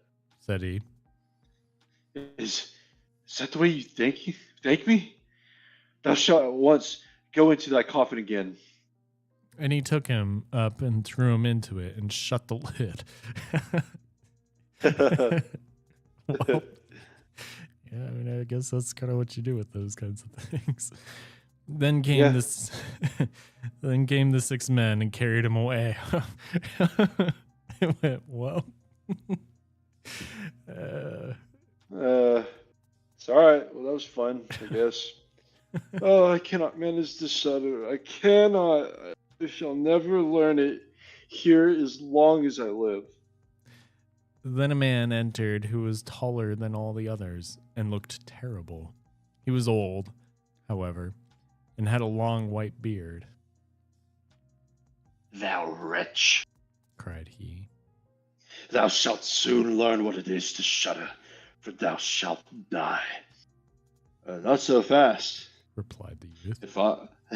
If I am to die, now hear me out. If I am to die, I shall have a say in it. I will soon seize thee. said the fiend. Softly, softly. Do not talk so big. I'm seriously, I don't understand. I am strong as thou art. I really am. I'm pretty strong, and perhaps even stronger. We shall see. Said the old man. If thou art stronger, I will let thee go. Come, we will try. Then he led him by dark passages to a smith's forge, took an axe, and with one blow struck an anvil into the ground. I read that wrong. That was supposed to be the evil voice. Oh. If thou art stronger. Okay, well, I read it right. There we go. Okay. So the evil guy is challenging the youth, right? Yeah. Okay. Because then he led him right. He leads him down the dark path. Right, Yeah. Okay. Yep. And with one blow, he strikes the anvil into the ground. Okay. I could do better than that, said the youth, and went to the other anvil. The old man placed himself. Just real quick. Yes. A one blow strike in anvil into the ground. Okay, what does that mean? Yeah, I missed that. Like, an anvil is incredibly heavy, and then you like punch it through the ground. That's insane. Really? See, I've never seen. Do they have like more steel beneath them? Is that why they're? No, they're on stone, but like, they're really, really dense and heavy, right? So that you can just pound them all day long. Oh, so like, it's in the ground now. Yeah. All the way. Oh boy. Okay. I don't know about all the way, but yeah, it's definitely in the ground. It's stuck. Nice. Unusable. Nice. He thinks he's stronger. That's awesome. The old man placed himself near and wanted to look on, and his white beard hung down. Then the youth seized the axe, split the anvil with one blow, and struck the old man's beard in with it. Now I have thee, said the youth. That's insane. Dude. He split the anvil? Dang. Dude. I don't even know what a split anvil would look like. Geez. I don't either. Like, that's crazy. Now I have thee, said the youth. Now it is thou who will have to die. Then he seized an iron bar and beat the old man till he moaned. And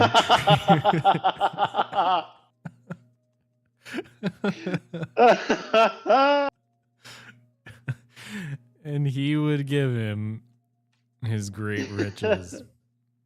Nice. The youth drew out the axe and let him go. The old man led him back into the castle, and in a cellar showed him 3 chests full of gold. These, said he. Oh, these. One part is for the poor, the other for the king, the third is thine. In the meantime, it struck 12, and the spirit disappeared. The youth, therefore, was left in darkness. I shall still be able to find my way out, said he, and felt about, found the way into the room, and slept there by the fire. Next morning, the king came and said, Now, thou must have learnt what shuddering is. No, they answered. What can it be? My dead cousin was here. That was Still kind of thinks crazy. it's his cousin. Oh my gosh. And the bearded man came and showed me a great deal of money down below, but no one told me what it was to shudder. Then, said the king, thou hast delivered the castle and shalt marry my daughter. Yeah, after her, you'll learn. You'll learn to shudder. That is all very well, said he. but still, I don't know what it is to shudder. Then the gold was brought up and the wedding celebrated. But however so much the young king loved his wife, and however happy he was, he still always said, Oh, if I could but shudder, if I could but shudder. And at last she was angry at this. Her waiting maid said, I will find a curb for him. Oh, a cure for him. He shall just a curb. I'm gonna curb stop him. I will find a cure for him. He shall soon learn what it is to shudder. She went out to the stream which flowed through the garden and had a whole bucket full of gudgeons. Gudgeons? Huh. Gudgeons brought to her. At night, when the young king was sleeping, his wife was to draw the clothes off him and empty the bucket full of cold water with the gudgeons in it over him, so that the little What's it? fishes would, I guess little fish, would sprawl about it- him. Okay, hold on. Gudgeons? Gudgeons, what? Small edible European freshwater fish, often used as bait by anglers. That's not scary. Shudder? Yeah, That's gonna make him shudder? Yeah, After a that's haunted like- castle? I would shiver and I'd be like, "Oh, it's cold," and then okay. they'd be flopping around at me. I'll be like, "Oh, why are there fish?" I would not be scared about that. I know. Like, okay. All right. She went out to, okay, so she brought the stream, so that the little fishes would sprawl about him. When this was done, he woke up and cried, Oh, what makes me shudder so? wait. What makes me shudder so, dear wife? Huh. Yeah. No, I know what it is to shudder. Let's go! Worked. That was it. Bunch of fish. Oh my goodness. The thing that we were both like, okay, yeah. Not really. Of course. This guy. Then the gold was brought up and the wedding. Oh, wait, whoops. That was it. What? That's the end of the story. That's genuinely the end of the story. What? Yeah. Hang on. What? No. I think so. I'm like 90% sure that's the end of it. We can look it up, but I'm looking right now. I'm looking. Yep, that's the end of it. what? Oh, he doesn't know what it means to shudder, but like he's been warm this whole time. Oh. I guess that's a part of it, but Yeah, because he was by the fire, right? yeah, it's like, oh, I'm cold. You know, he's like, just warm up. Just get some fire in you. That's it's interesting. I didn't expect that. So that, okay, well, and that's interesting too, like on one of the parts he's like, okay, so then he took him out and sat down by the fire and laid him on his breast and rubbed his arms that the blood might Right. circulate again, right? Almost. Yeah. So it's like he it's just like he never knew what it meant to be cold. right. And you know, you're thinking this whole time like, oh, fear, like what does it mean to be afraid? And everybody was like, you know, oh, does this make you afraid? And he was probably afraid, but he's like, that doesn't make me shudder. That's so funny. They finally got him. That's so dumb. It's, Dadgum. Oh man. moral of the story, don't stay warm. Yeah, I guess. I guess Huh? that's it. Yeah, I suppose.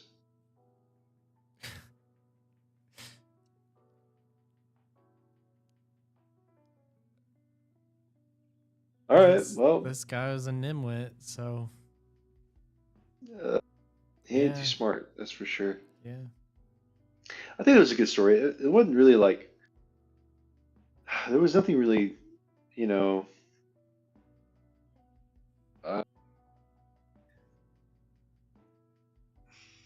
I don't know, no moral tale to it or anything like Yeah, that. there's not a No- huge Not morality in like a this one. big like virtue thing Right. wherein it's just more like fun, like a good adventure Yeah. story. Yeah, definitely. I think that's all The this other really ones was. were great. Like Our Lady's Child, there was some interesting stuff going for that one. Yeah, I think the first two stories were great. I Yeah. like this. This was a good story too. I really like this one. Oh, it was fun. Yeah. Yeah, I think I really liked Our Lady's Child. I think Hmm. that one was really good. Just because, like, I don't know, I think it's just really good moral, short tale, Yeah. nice and sweet. Uh, and yeah, I don't know, it's just a nice story. It's just good. Yeah, these are fun. Well, it's fun when you get a good idiot like that in the story too, Right. to where you never exactly know where it's going to go, and you have an unpredictable character like that. Yeah, Golly. yeah, exactly, exactly. But I mean, even then, it's just like, well, okay, you know. Oh, all right, got it.